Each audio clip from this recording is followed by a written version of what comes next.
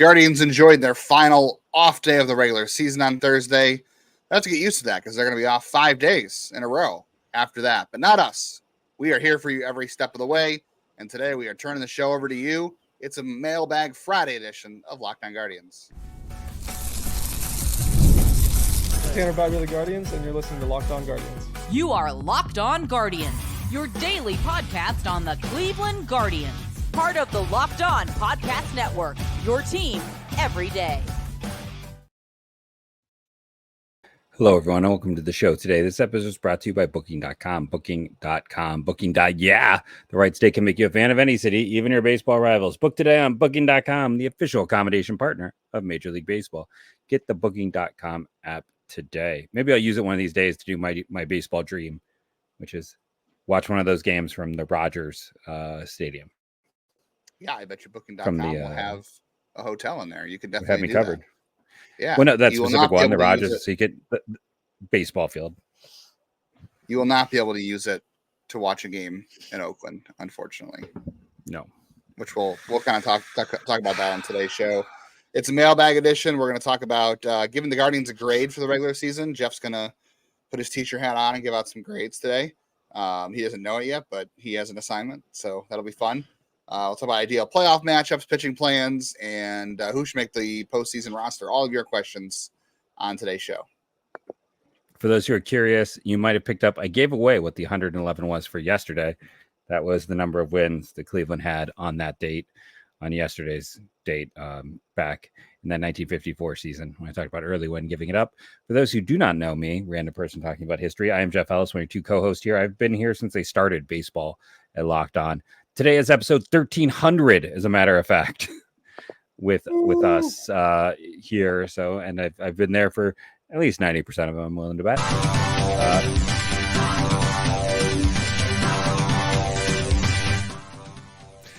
Stealing the dance moves from my 3-year-old. Classy. Yeah. Before that, I was a national analyst at Scouting 24/7, focused on prospects and the draft. And before that, I was your 51st favorite blogger at every Cleveland sports blog that has or will exist. 51 in honor of Mitch Talbot. I think he wore 51 one year. Nothing is in honor of Mitch Talbot. It's a deep cut. That's a deep cut. He was with Cleveland twice, which is shocking. Traded Kelly Shopick for him. Whenever people were like, "Why didn't they trade this play?" It's like, because guys, 1 year, Kelly Shopick is the classic example of like, hey, one good year, teams aren't going to pay a lot of money, pay a high prospect cost for. Even in like 2009, so they're definitely not going to do it in 2024. Nowadays, yeah. I'm Justin Laddie, their other co-host. I've been covering the Guardians minor league system since 2009. So that's why I remember 2009. Since 2007. That's why I remember names like Mitch Talbot and Kelly Shopick. I've been writing at places like Guardians Baseball Insider. Let's see, what's a random blog I was at one time? It's pronounced Lajway. Some good friends over there. I was a blogger there once. That one. Yeah, some over on ESPN. It was a part of ESPN Sweet Spot. Yeah, it was fun back in the day. Currently freelancing for the News Herald and the Morning Journal as well. And here with all of you fine folks, we appreciate everybody who's tuning in today, wherever you get podcasts. We appreciate baseball fans everywhere. Let's, for a second here, before we get into mailbag questions, let's just talk about Oakland for a second. I think Cleveland fans, at least I know myself as a baseball fan, growing up a Cleveland fan, I just feel awful for the city of Oakland that today is the final day for their team. And it just stinks no matter which way. And I think Cleveland should be sympathetic to losing teams, but it just sucks no matter which way you really slice it. I agree with Jeff Passan. It's corporate greed. It's a terrible owner, a guy who he was not even a self-made millionaire or billionaire, whatever he is. He inherited it. It's the worst. And he was leaving born pastures. Dude born on home plate thinking he hit a home run. Yeah, he was literally born right down home plate. Yeah, and taking it away from Oakland fans.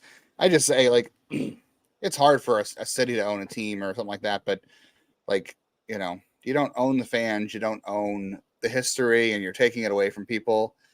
And it cuts deep because, I wouldn't be sitting here talking to you about baseball or anybody if it wasn't for the Indians in the 90s and my dad. And I just imagine how different my life and my relationships would be now if the Cleveland baseball team moved at any given point. If there was a lot of times in the early 90s, late 80s, early 80s, late 70s, there was threats even of the them leaving. 60s and 70s. I mean, basically starting in the 60s, it became an every few year discussion. Yeah. So my life would just be totally different I'm sure I would have found other things, but my life would be totally different if they were gone, and I wouldn't have those memories with my dad. And I feel bad for everybody in Oakland who, is going to go through that now. And like I said, I think you can feel whatever you want, but I think here in Cleveland, we should feel, bad for them and sympathetic and angry because we've been through it. I mean, I'm not a diehard Browns fan, but we know what it's like as a city for this kind of thing. So it stinks. I used to be like when that happened. I remember I was sitting there watching the Iron Man cartoon in the 90s. I was early middle school, and Casey Coleman coming in to do the whole Browns thing. And it just felt terrible. I was too young to know what it felt like to go through a breakup. But that's when I grew older, I'm like, oh, that's the same gut punch feeling of a bad breakup I got to experience when the Browns left. Now, due to various reasons, I gave up football a few years ago. So, yep. But same yeah, I am solely baseball focused. Yeah, I mean, the funny thing is, it was never really rumored the Browns would leave. It was always the back then the Indians who this or that. It's like when Jacob Spot, they kind of saved the team from that potential fate, as I recall. So credit to them. But yeah, John Fisher is greedy and lazy. And remember, he was the guy who came. He's terrible. Like, no matter how you feel as a Guardians fan, you look preposterous when you say we have the worst ownership in baseball because Jerry Reinsdorf and John Fisher exist. And John Fisher is the dude who came out and said, I'm not going to pay my minor leaguers during COVID. And then all the other owners said, we are going to. And he got shamed into paying them. That's what type of despicable, terrible human being a billionaire wasn't willing to pay. Like, that's back when minor leaguers got paid less than minimum wage. And he wasn't willing to provide literally what is for someone like him drops in the bucket to players who don't have anything. He's just a terrible human being. And what's happening in Oakland is awful.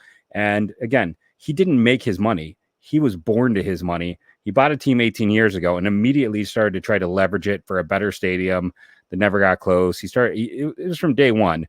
And then, he took a fun little team on the field and pulled back payroll every single year. So he is extremely greedy, extremely lazy, refuses, classic billionaire who won't come out and stand. He released a letter.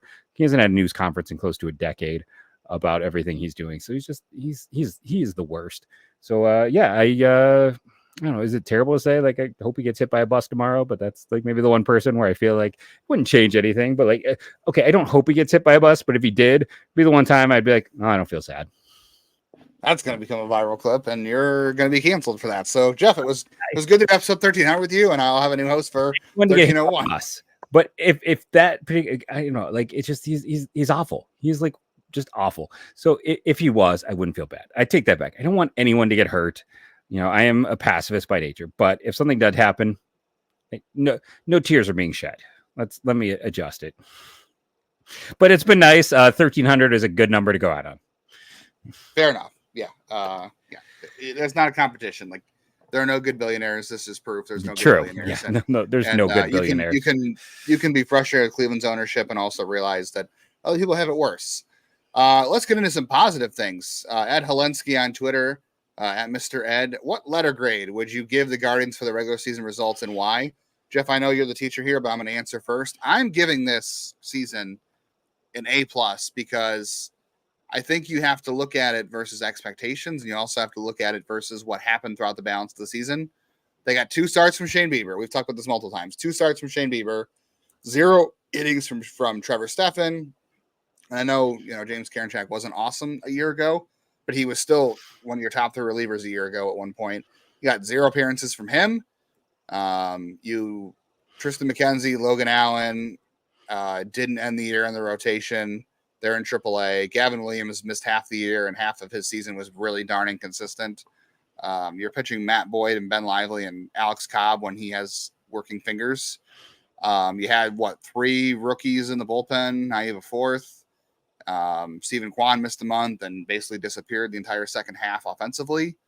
I'm giving this an A+ because all those reasons should have been enough for the Guardians not to be even a winning team. Like, what teams lost an ace this year, Jeff, that didn't have an ace all season? Like, Who had Tommy John? Like, I mean, I guess technically, it feels like the Dodgers just with cumulatively have gotten there. I'd have to think of the Brewers didn't have Corbin Burns or Brandon Woodruff, and they still won. Yeah. But like the So, Braves, but at the same time, it's like you can't really fault them with Burns because Joey Ortiz was a vital part of that team. That also comes back on their ownership group, which that's a whole different story. But I mean, that's what I'm saying. I mean, they might have, in a weird way, they might have ended up better for not having Burns because they fixed 2 positions instead of 1. Like at least it was a near, they still had value. It's not like they lost it and got nothing, I guess is my point. Yeah, the Braves lost Spencer Strider among other players throughout the year, and they're not even in the playoff spot right now. And I know it's a tough division, a tough wild card spot out there, but like the Guardians lost, their best pitcher in their rest of the rotation went to AAA or was hurt. And their best outfielder ended up with the Braves. That's Ramon Laureano right now would be their best outfielder. That's yeah. wild. Yeah, there's a discussion to be had at the end of the season about the Ramon Laureano, Lane Thomas thing, I feel like, but we'll get to that later. Yeah, so I'm giving them an A+. They replaced the Hall of Fame manager. On top of all that, like a lot of things could have sunk them this year and should have sent them to be a third place team, and it never did. So I think you have to give the season an A+. I know everyone's going to say again, well, let's see what they do in the playoffs. I can't be someone who overlooks six months of work and enjoyment. I mean, how many times? Again, I've said this multiple times too. How many times did we come on and log on here, get ready for a show, and say, "Oh my God, what are we going to talk about?" Because this team's failed to score 2 or 3 runs, or the bullpen wasn't good last year. Like they had a lot of blown saves, blown leads, and every night it seemed like the same story over and over again. Not enough offense or a blown lead, and then Bieber missed a lot of time last year, and so did McKenzie. So it's like 6 months of exciting baseball to me is worth it. And this team won the division. They won a first round bye. I'm not letting a month overshadow the previous 6 months or even a week, whatever it is. So I'm giving them an A+ for all the things that could have gone wrong but didn't this year.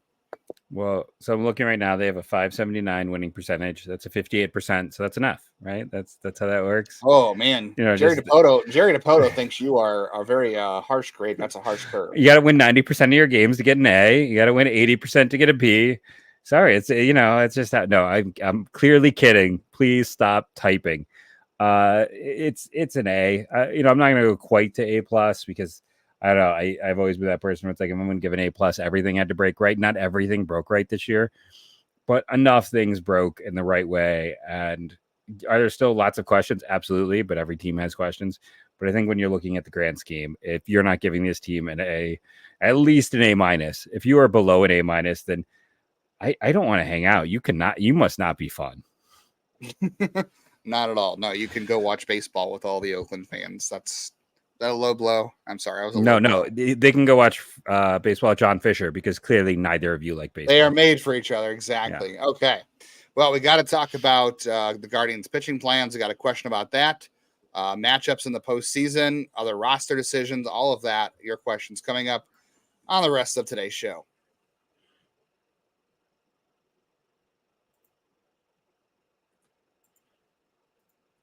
With Robinhood Gold, you don't need a silver spoon to eat up the financial favors of the 1%. Robinhood Gold allows others to get the rates and perks usually reserved for the high society. Now, the resourceful individual with Robinhood Gold can earn the very liberal rate of 4.5 APY% and uninvested cash, receive unlimited 1% deposit bonuses, and be rewarded with a handsome 3% retirement bonus boost on an IRA account. Robinhood Gold provides the privileges of the high net worth for any net worth. These generous benefits are now available only for $5 a month. The new gold standard is here with Robinhood Gold. Sign up at Robinhood.com/gold. Terms apply for specific product disclosures. Visit Robinhood.com/gold.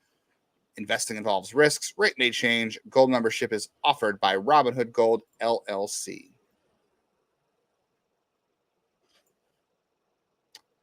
Check out our buddy over at Lockdown MLB. That's our pal Sully. He's going to have all the playoff races covered for you. If you want to get some insights on the other teams in the playoffs, I know he was at Oakland Coliseum on Thursday for the final game. I'm sure he'll have a lot on that. So if you're interested in more perspective on the final game in Oakland and the Coliseum with Sully, check out Lockdown MLB, part of the Lockdown Podcast Network, your team every day.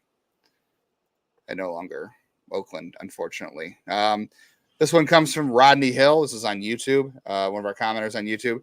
If you were the manager, would you consider an opener for every game other than Bibee starts in the postseason? Jeff?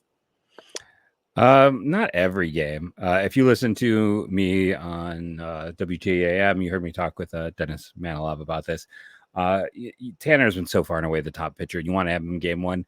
And then after that, I think it comes down to matchups. Like if you want to throw, if they're really weak against lefties, then Boyd should absolutely be your 2. If they're not, then I think there's some merit in this. And specifically, what I talked about on the radio and talked about with Justin before is, let's say you go out and throw Walters, who was I'm going to use because he had a start, right? So if he goes out and does 1 or 1 2/3 innings, if a team is very platoon heavy, like Cleveland, for instance, if they send out, the guys to face that part of the platoon, then you can come back around with your left-handed pitcher, and that someone like Cantillo or I would say more Cantillo than Boyd, because Boyd is probably in your rotation no matter what. And that sets you up for a situation where either they have to go to their bench really early to regain that advantage, or they have to just deal with being at a disadvantage. I think there is a logic with how good this pen is and the depth. I almost kind of like it more in game 3 than anything else, just because that way, if you haven't used your pen, it gives you, a chance to get those guys out there. And it also, if you use it early and you need your pen, you're in trouble. But if you're using it later, I think it has a little more logic to it. Yeah, it's very matchup dependent, right? So Gavin Williams himself could just work as an opener. You could just get him through the lineup twice and pull him out of there. And I don't think anyone's going to the lineup more than twice anyway. Or you could use him just for 2 innings, just make him go and get 6 outs and then go to the bullpen from there. The Cantillo thing is weird, and it's hard to know how much stock to put into this, because left-handers have a 4.23 WOBA against him and a 6.18 slugging. Like basically, left-handers are all-stars against Joey Cantillo. 294, 385, 618. So it's hard to know how serious that is because it's a small sample. It is, but it does make some sense because he is a very change-up dependent pitcher. Yeah. So that means he's better against right-handers usually. So you could use him as an opener too, even if you're not going to start him against a team that is right-handed dominant even. Or, I don't know who you would use. Like, I think there's a world you could do Hunter Gaddis against a top 3 of someone's lineup or top 4 or 5 because Hunter Gaddis has been a starter before. So you want him. You don't want to mess with your 7, 8, 9 like that. You don't want to. No, but it's deep enough. It's deep enough where you can do it. I don't think you want to be throwing like Nick Sandlin or Eli Morgan the first inning. Like the idea of the opener to me is you don't want to pitch Matt Boyd or Alex Cobb if you're not comfortable with it against, like, let's say they're playing the Astros, right? If you don't want Matt Boyd or Alex Cobb facing. It's partially not to face their best pitchers. It's also to mess with the lineups of teams. It's both parts. But yeah, you want to try to limit the exposure of those guys against the top 3 in the order. So you're trying to get through Bregman and Altuve and Yordan Alvarez, whatever it is, by throwing a high leverage reliever out there who might be better against them. And then the Astros have a softer, 6, 7, 8, 9 than they have in the past. So you feel like you can get through 2 innings or 3 innings in the middle innings with Boyd or Cobb or whatever, and then go to your bullpen. So I don't think it makes sense to throw like Walters or Morgan or Sandlin in the first inning just to have an opener, because you're throwing out a lesser quality. Not that Walters isn't a good pitcher, but the idea is to put out somebody out there who can get those guys out who have experience. I would not be using like I said, I wouldn't be using Sandlin, or I wouldn't use Morgan. I wouldn't use Walters in that situation either, because I think you want someone out there who is proven a little bit that can go through the heart of somebody's order, and then go to your bulk guy. So I don't know. I would consider it. Yeah, I think you could do it depending on the matchup for sure. Like I said, though, I almost feel like you can use Gavin as an opener on his own. Like, I don't know if Gavin needs to face the lineup twice. Like, you've had it.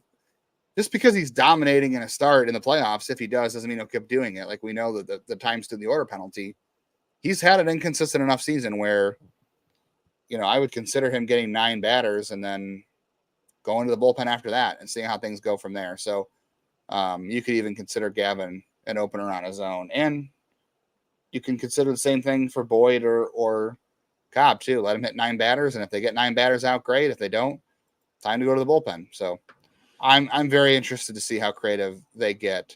All right, we'll talk about playoff matchups, playoff roster questions, all coming up on the rest of today's Locked On Guardians. Today's episode of Locked On Guardians is brought to you by Booking.com. Booking.com. Booking.yeah. Explore those U.S. cities you always secretly wanted to learn about. Jeff wants to go to Toronto. You could have used it to go to Oakland. Unfortunately, that's not an option anymore. Maybe one day you want to go to Vegas. Maybe you want to see Sacramento. Minnesota might not be one of those places you want to go because, hey, they can all use it to book a golf trip because it looks like they're not going to be playing playoff baseball. That's so sad. But there's a lot of places you can do it. Maybe Houston, again, might be the ALDS matchup right there. We'll see what happens. Definitely want to check it out for New York. I will be checking it out for Columbus soon, not for baseball, unfortunately, but for college football. And I've used it in the past for baseball visits. I talked about my trip to Cooperstown to see Jim Thome in the Hall of Fame. I will be using Booking.com in the future to go see Jose Ramirez get inducted into the Hall of Fame one day. And I'll probably stay in Utica again because that's just worked out great for me. So Booking.com can make you a fan of any U.S. city, even your baseball rivals, even Utica, New York, which I didn't think I'd love. Booking.com, Booking.yeah. Let's talk about our good friends over at PrizePicks. I was kind of curious to see what is hot right now. And of course, what is the hottest thing on there? It is the fact that Caleb Williams just has a throw for 0.5. He's got to throw for 1 yard. If he throws for 1 yard, you can't even pick less. Can he throw for 1 yard? This is a gimme. You only need to pick between 2 to 6 stat categories, and they're giving you a gimme right here. I'm not following football, so I can't give you a lot of great info there. But if I go and look at the MLB chart, Bryce Harper, 1.5 bases versus the Nationals. Trey Turner, I kind of like Turner more at 1.5 bases than Bryce Harper. He's got some better on-base skills. But that's not all. Not only are they giving you the gimme of Caleb Williams, but they're giving you free money. Who doesn't love free money? And that's because right now, if you put down a $5 bet, win, lose, or draw, you're getting $50 in bonus bets. Again, that is download the PrizePicks app today. Use the code LOCKEDONMLB and get $50 instantly when you play 5. That's code LOCKEDONMLB on PrizePicks to get $50 instantly when you play 5. You don't even need to win to get that $50. It's guaranteed. PrizePicks, run your game. Guardians back in action Friday for their final series of the regular season. 7:10 Friday night. Check out all the action on your Sirius XM app. Just search Guardians on the app to find the home broadcast. We got a question from, Jacob. Which teams can the Guardians face in the playoffs to give them the best chance of making it to the World Series? So if the season ended today, they would face the winner? They would face, it looks like, the winner of Houston and Kansas City right now. Yeah. Yeah. Yes. I know they had problems with Kansas City in the regular season. But they also had success against them. They had both. Right? At times. I think Kansas City is the more ideal matchup of the two because Houston does have, for as good as Seth Lugo and Cole Reagans are, Framber Valdez and Hunter Brown are fantastic as well. And Kikuchi's been fantastic since they added him. Yeah, and the Astros bullpen, I know Josh Hader blew it the other night, but you have him, Ryan Presley, Brian Abreu. It's a good bullpen, and they still have a thunderous top of the order. You still have Bregman, you still have Altuve. Kyle Tucker's healthy, I think. Yordan Alvarez is not playing this weekend against the Guardians because of a knee issue. They're hoping he's back for the wild card round. We'll see, but those bats, and hey, they have Yainer Diaz too, old friend. Those bats are more thunderous than Bobby Witt and Salvador Perez, who I feel like are really the only dangerous bats in Kansas City. The Kansas City has 4 players with a weighted runs created plus over 100. 4 is pretty low. Pasquantino did take BP this week, so who knows if he's coming back or not. But it's Witt and Salvi. That's who it is. And just to go back to it's like they have 4 guys this year who have a weighted runs created plus over 100. One of them is Yuli Gurriel, who's only there because Pasquantino's hurt and it's a small sample size. So it's Witt, Salvi, and then Pasquantino, and then everyone else is at or below average. I don't know where that Royals fan is who kept jumping in my mentions when I talked about Paul DeJong. Every time he did something good, DeJong's like turned back into Paul DeJong. It's Cleveland has more guys, I believe, with a weighted runs created plus over 100 than the Royals do. You know, you just got to beat 3, so that's not that hard. So yeah, I think very clearly Houston is better than Kansas City on paper. Yeah, so Cleveland's weighted run created plus over 100. Yet Quan, Ramirez, Fry. If we don't count Noel and Manzardo, you got Naylor as well. So yeah, Cleveland's got more. And on the other side of the bracket, you've got the Yankees who have the first round, who are going to clinch the number 1 seed. I think they did clinch it tonight, actually, or they can clinch it tomorrow. I can't remember. It's close. You have the Yankees, you have the Orioles, you have the Tigers right now on the other side of the bracket. Out of that grouping, there's no good option.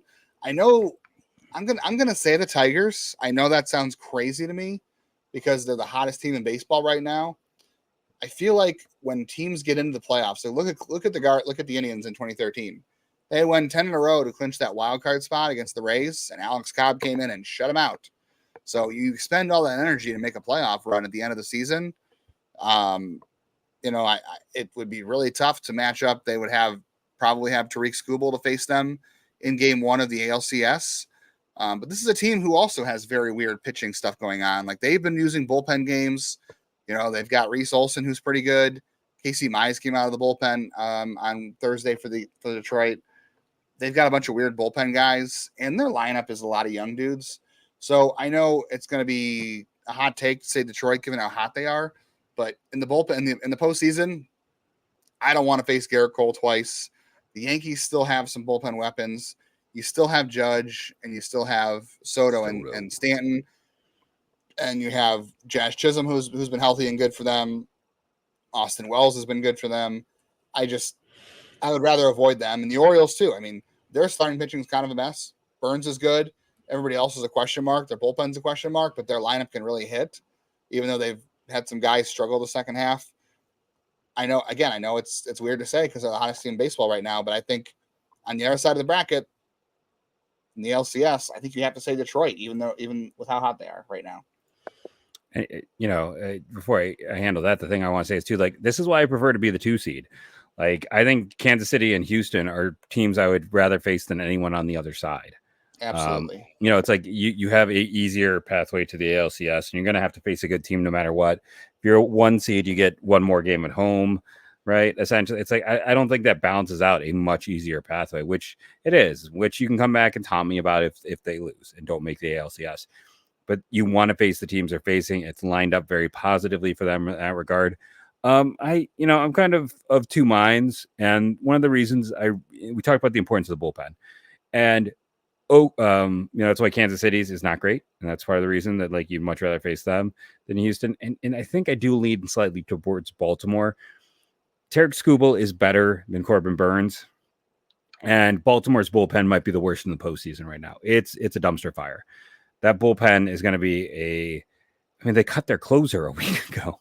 They're in a bad place in terms of that bullpen. So I would rather face Baltimore. They've had success against Baltimore this year when Baltimore was actually good. They fell apart in the second half. So I think Baltimore is the team I'd rather face from that side of it. Yeah, I think you make a good case. I can see that too, because they don't have a deep bullpen and they do only have Corbin Burns. And I think you can pitch well against their lineup at this point. So Ryan Dudziak wanted to know on YouTube, if Noel doesn't get out of the slump in the next few games, would you keep him on the playoff roster? My answer is I think I'm keeping him no matter what, because this team needs the threat of instant offense down in the order, because Quan, Manzardo, Jose, Naylor, Thomas, you hope those guys are all clicking in the playoffs and can do their thing. But chances are you're going to have a game or two in the first round where 1 or 2 of them does absolutely nothing. And all it takes is one mistake from Kansas City or Houston, and they're more than capable of making mistakes. Like in the first round, you have the potential to see not the best pitching on that team because they have to get through the wild card round, and you might see Justin Verlander in game 3 or Ronel Blanco, who has had a good season, but he's no Hunter Brown, and he's no Framber Valdez. Josh Hader's had his struggles. If you see Kansas City, they've given up home runs to Noel this year. The thing, thing with Kansas City is they know the scouting report on Noel, right? Like Houston hasn't seen Noel, but they'll have the scouting report. But Kansas City knows full well you do not throw Noel a strike, period. The Kansas City knows that. So that'll be an interesting one. I wonder they'll make their decision based on the matchup, I'm sure. But I'm keeping him on there because you need the threat of instant offense, whether he's on the bench or lower in part of the lineup where he can, turn a mistake into a home run and have it get instant offense. I just don't think there's a better option. Like who are you going to keep over Noel if you don't keep him? I know he's in a slump, and that doesn't mean you have to start him, but like if it comes down to it, who are you putting on the roster over Noel? Like Miles Straw? All he belongs in the roster for is to pinch run and play defense. And honestly, you can keep both of them if you manage it right.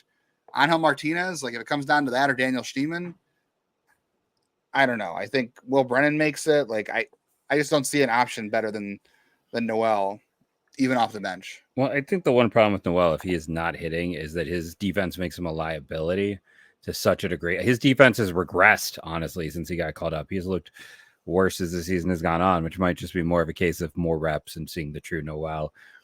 I still think you keep him just because of the power potential, and you throw him out there. There's a part of me that thinks against Kansas City, like if they face Kansas City in round 2, like maybe not. Maybe you go I don't know, like who's the guy? But then it gets like, I mean, technically, could you call up Valera because he's been on the 40-man the whole time? Like that's the thing. It's anyone in the org, right? Well, he's got 9 months of recovery, so yeah, I don't know how good he'd be on one leg. Oh, that's right. I forgot about the knee. Yeah, that's the thing. I'm like, well, maybe you go deep, or maybe you go find, it's like maybe you call up Juan Brito in that case, and like you have a guy that they haven't seen at all, who could be, if you're gonna have a guy who's a bat only player, because he would be with his eye at the plate might be a massive pain in the backside for a pitcher who hasn't seen him. So like, there's a part of me that's like, if you're not going to carry Noel, then you have to get crazy. I still say carry him, but against Kansas City, maybe I'm all for let's get nuts. Yeah, Brito, the rules on that he'd have to replace somebody for an injury. The only way he can make it is if there's an injury. Yeah. Well, at this point. So who knows? But yeah, I think we're both in agreement. He's got to be on there. And they showed a good example of this on Tuesday, or was it Wednesday, in the Red series where Noel came into pinch hit. He played I think Will Brennan started the game in right field, and then they brought in Noel to pinch hit. He played like an inning or two in right field. And then in the 9th inning, they brought in Straw to play center, and they moved Lane Thomas to right. So they used 3 right fielders in that game. I think that's your blueprint for the postseason. If they keep Noel, I think you have to have, again, I think Noel and Straw are tied together because that gives you the extra outfielder in the late innings. Pinch hit Noel to be a instant offense guy, and then get him out of there for Miles Straw if you're ahead, hopefully. Got time for, I think, one more here. This is a long one. This is from Chris. Vogt seems to care deeply about doing players right, similar to Tito. We've talked about this before on the show. Do you think Vogt would feel like Lively should be in the rotation for the first series because he's a workhorse all year to get him here? No, I don't think so at all. I think Vogt is going to do, and it's not just Vogt, it's the front office too. But I think they're going to do whatever is right for this team to win in the playoffs. And if that means Ben Lively shouldn't make a start, and I don't think he should at this point. If you have Bibee, Boyd, Cobb, and Williams, I don't see any reason to give Ben Lively a start. And I don't even know for sure if he's a bullpen option. He could be as a long man. If you really desperately need it, I would put him on there. But like, I don't even know if I can guarantee him a spot, because ideally you're pitching Bibee, Williams, Cobb, Boyd, and then it's Gaddis, Clase, Walters, Heron, Clase, and Smith. Like, that's the only guys you want to throw in the playoffs. Everybody else is low leverage. Like, I wouldn't go quite to that extreme. Like, I think he's still on that roster and there's use for him. Like, he was effective all year, right? So he's going to be probably more effective if you move him in a relief role. You might find a little bit more. I think, he's got value, but yeah, they're not going to throw. There is no. Everyone knows how this works. No one is getting an emeritus job in the rotation just because you pitched your workhorse. Everything is about lining up your best players. Yeah, I think it's all about the best players, and if they don't determine Lively as one of them, they won't do it. I don't think we have time for any more questions today. We have enough for a bonus episode. I don't know. I guess we can see if we want to do something like that. We've got a ton of questions, so we'll save them at the very least, and we'll see what we do with those. We've got a ton of questions from the last mailbag. We just tried not to answer off-season questions because we have all off-season to talk about that. We got playoff baseball to talk about. That's what we talked about, the grades for the season and the playoff pitching plans and the roster and the ideal matchups. We're focused on the playoffs right now, so we will get to off-season questions in the future. As for next week, so I think Monday's episode, we will talk about, we'll know who the playoff matchups will be on Monday in the AL, at least. The NL, Mets and Braves will still be up in the air, that godforsaken hurricane, and MLB's weird decisions on everything. But we'll know if the Astros are playing the Royals in the wild card round. So we'll know if it's one of those two coming to town for the ALDS. So we'll break down the best matchups for that and rosters against those teams. And then I don't want to get too far ahead, but I think Tuesday's episode will have a special guest.